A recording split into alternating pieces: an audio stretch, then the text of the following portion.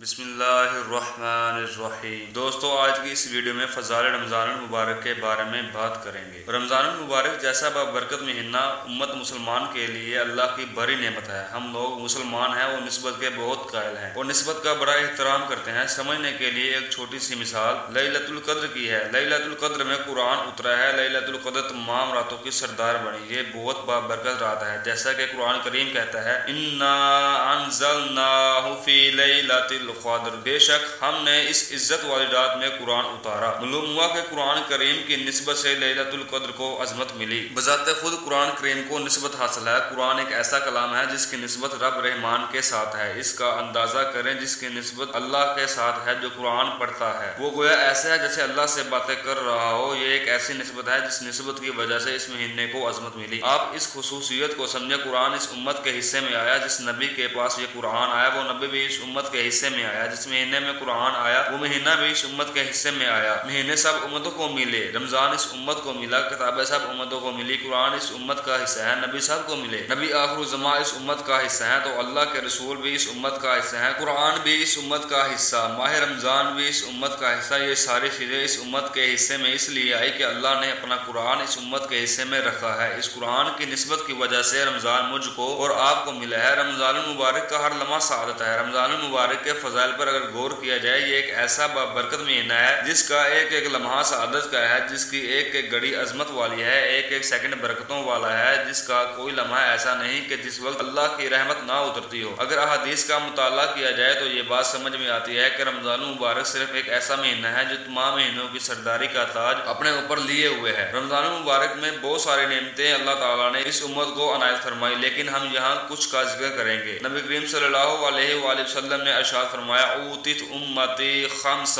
خصال، اللہ نے اس مہینے میں میری امت کو 5 نعمتیں عطا فرمائی، ایسی نعمتیں جو پہلے کبھی کسی نبی کو نہیں دی گئی، ایسی نعمتیں جو پہلے آدم علیہ السلام سے عیسیٰ علیہ السلام تک کسی پیغمبر کو اللہ نے وہ نعمتیں عطا نہیں فرمائی، نہ کسی نبی کے حصے میں آئی، نہ وہ کسی امت کے حصے میں آئی۔ یہ شان صرف آخر الزماں خاتم المرسلین صلی اللہ علیہ وآلہ وسلم کے امتیوں کے لیے ہے، جو محمد الرسول اللہ صلی اللہ علیہ وآلہ وسلم کے واسطے سے اور اس قرآن کی عظمت اور بابرکت کے واسطے سے رمضان کے تقدس کی وجہ سے اللہ نے اس امت کے حصے میں عطا فرمائی۔ نمبر 1، سمندر کی مچھلیوں کا دعا کرنا۔ حضور نے فرمایا روزہ دار کے لیے سمندر کی مچھلیاں مغفرت کی دعا کرتی ہیں۔ کیا صرف سمندر کی مچھلیاں ہی دعا کرتی ہیں؟ نہیں، سمندر کی مچھلیاں یہ آخری حد ہے۔ اس کا معنی یہ ہے کہ جتنی مخلوق خدا نے پیدا کی ہیں، ساری مخلوق روزہ دار کے لیے دعا گو ہوتی ہے۔ حدیث میں آتا ہے اللہ جب کسی کو اپنا محبوب بناتے ہیں تو اللہ ملاء الاعلیٰ فرشتوں میں اعلان کرتے ہیں فرشتوں یہ بندہ میرا پیارا ہے، میں اس سے پیار کرتا ہوں، تم بھی اس سے پیار کرو۔ وہ فرشتے آسمان کے فرشتوں میں اعلان کرتے ہیں، آسمان والے فرشتے زمین والے فرشتوں میں اعلان کرتے ہیں، زمین کے فرشتے دنیا میں اعلان کرتے ہیں۔ پھر اس اعلان کا یہ نتیجہ ہوتا ہے کہ فرشتے بھی محبت کرتے ہیں، انسان بھی اس آدمی سے محبت کرتے ہیں، جانور بھی اس آدمی سے محبت کرتے ہیں، بلکہ اس سے ایک فطری تعلق پیدا ہو جاتا ہے۔ پھر اللہ تعالیٰ کی طرف سے اس اعلان کا یہ نتیجہ ہوتا ہے کہ سمندر کی تہ میں جو مچھلیاں اور جانور رہتے ہیں وہ بھی اس آدمی سے محبت کرتے ہیں، اس کی مغفرت کے لیے دعا کرتے رہتے ہیں۔ ایک فطری محبت جو اللہ نے بندوں کے دلوں میں اپنے پیارے بندے کی ڈال دیتے ہیں، تو یہ وہی محبت ہے جو انسانوں میں ڈال دی جاتی ہے، جو جانوروں میں بھی ڈال دی جاتی ہے۔ اللہ کا فیصلہ ہے جو مومن روزہ رکھ لیتا ہے، جو بھوک پیاس کی شدت کو برداشت کرتا ہے، اللہ اعلان کر کے کہتا ہے یہ ساری کی ساری مخلوق خواہ فرشتے ہی کیوں نہ ہو، جن ہی کیوں نہ ہو، نباتات کیوں نہ ہو، حیوانات کیوں نہ ہو، جمادات کیوں نہ ہو، سمندر کی تہ میں رہنے والی مخلوق کیوں نہ ہو، روزہ داروں سے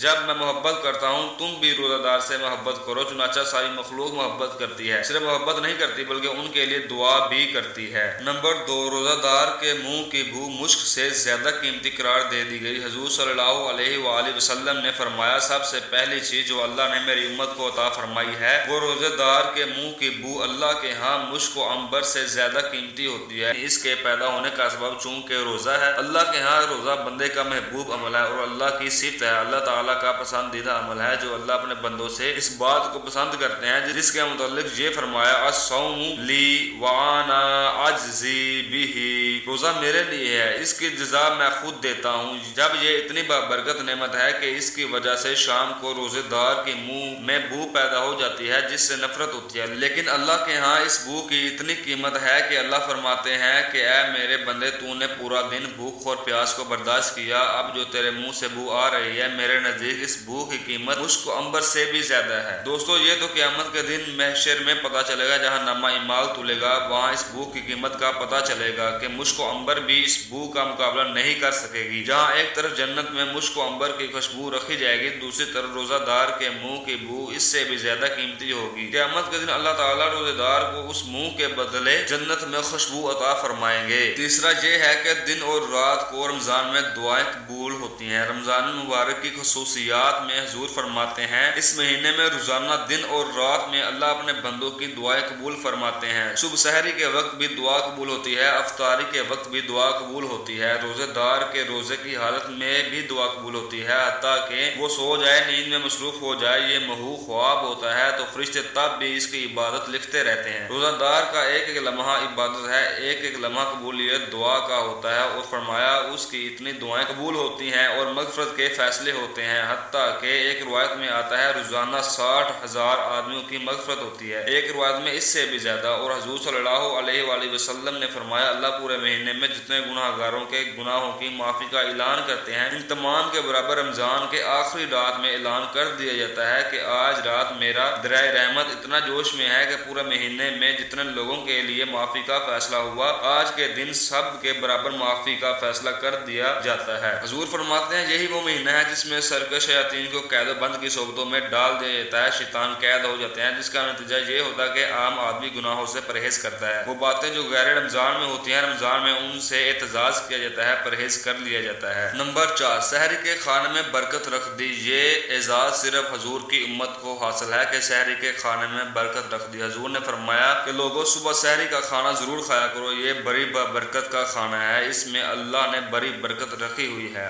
آخری وقت میں سحری کھانا افضل ہے۔ حضور نے ارشاد فرمایا یہودی اور عیسائیوں کی مخالفت کیا کرو، روزے وہ بھی رکھتے ہیں، تم بھی رکھتے ہو، مگر وہ صبح سحری کا کھانا نہیں کھاتے، ان میں 24 گھنٹے روزے کا رواج، شام کو کھانا کھایا پھر دوسرے دن شام کو کھانا کھاتے تھے۔ ابتدائی اسلام میں مسلمانوں کے لیے بھی یہی قانون تھا، لیکن پیغمبر کی وجہ سے امت کے لیے بہت بڑی آسانی فرمائی۔ یہ تمام فضیلتیں حضور کے امتیوں کے روزہ داروں کے لیے ہیں۔ روزہ دار کے لیے سب سے بڑی بات یہ ہے کہ روزانہ جنت کو مزین کیا جاتا ہے، یہ اعزاز صرف روزہ دار کو حاصل ہے۔ حضور فرماتے ہیں رمضان مبارک میں روزانہ جنت کو مزین کیا جاتا ہے، یعنی جنت روزانہ سجائی جاتی ہے۔